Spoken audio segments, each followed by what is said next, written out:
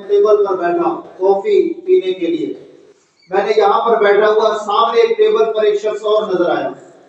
اس کا خوبصورت داڑھی تھی چہرے پر اور سر پہ امامہ پگڑی باندھی ہوئی. میں نے کہا کہ میں وہاں چل کے بیٹھتا ہوں، مسلمان بھائی ہے، مل گیا ہے، اس سے گپ شپ کرتا ہوں. اس کے پاس جا کر بیٹھے، اس سے پوچھا کہ آر یو مسلم، کیا آپ مسلمان ہیں؟ اس نے کہا نہیں میں مسلمان تو نہیں ہوں. اس نے کہا پھر آپ کا یہ چہرہ مسلمانوں والا ہے، پگڑی آپ نے مسلمانوں والی، سارا نظام مسلمانوں والا، آپ کہہ رہے ہیں میں مسلمان نہیں، پھر آپ کون ہیں؟ اس نے کہا کہ میں جارڈن کا یہودی ہوں. اس نے کہا جارڈن کے یہودی ہو، کیا کام کرتے ہو؟ اس نے کہا میں اسلام پر پی ایچ ڈی کر رہا ہوں. تو جاوید چودھری صاحب لکھتے ہیں میں نے اس سے پوچھا کہ اسلام پر پی ایچ ڈی کر رہے ہو، آپ کے کتنے سال مکمل ہوئے، کتنے سال پڑھ کر لی ہے؟ اس نے کہا میرے 5 سال مکمل ہو چکے ہیں. تو انہوں نے پوچھا کہ آپ بتلاؤ کہ آپ نے ایسی کون سی بات ہے جو مسلمانوں میں عجیب دیکھی ہے، سب سے بڑھ کر مسلمانوں کے اندر کیا چیز آپ نے دیکھی ہے؟ وہ کہنے لگے، وہ جو یہودی تھا وہ کہنے لگا، جارڈن کا یہودی کہنے لگا کہ امت مسلمہ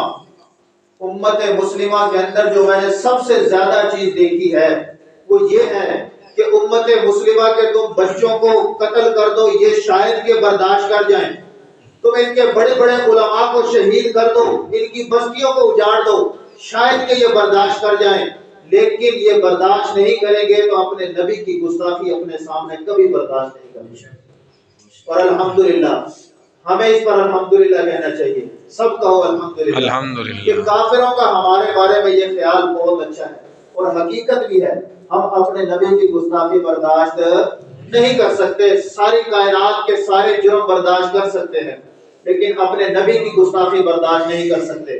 حضرت خبیب رضی اللہ تعالیٰ عنہ کو سولی پر لٹکا دیا گیا، جس کے ہاتھ میں پتھر تھا اس نے پتھر مارا، وہ لاش وہاں پر 40 دن تک لٹکی رہی.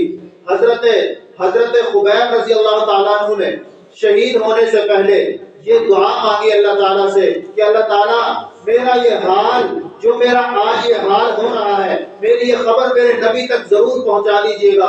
اللہ تعالیٰ نے جبرائیل علیہ السلام کو حضرت محمد الرسول اللہ صلی اللہ علیہ وسلم کی خدمت میں بھیجا.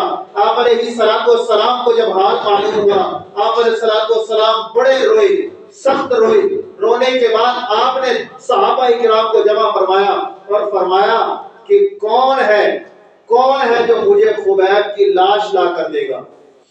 خبیب ہائے دیکھیں، ہم ایک آج کا مسلمان ہے. حضور صلی اللہ علیہ وسلم تو اپنی لاشیں یعنی جو دنیا سے چلے گئے وہ بھی کافروں کے پاس نہیں چھوڑ رہے. ایک ہم ہے کہ ہم نے زندہ بھی بلا دیے. وہ عافیہ صدیقی 86 سال قید کاٹ رہی ہے امریکہ کے اندر، ہم نے زندہ بھی بلا دیے. کس کے قصے سنو گے؟ بڑے قصے ہیں، بہت کہانیاں ہیں، بہت لوگ ہیں جو یہاں سے پاکستان سے اٹھا کر بیچ دیے گئے، بہت سے لوگ ہیں. بہرحال وہ حضور صلی اللہ علیہ وسلم نے زندہ تو دور کی بات لاش بھی ان کے پاس نہیں چھوڑی.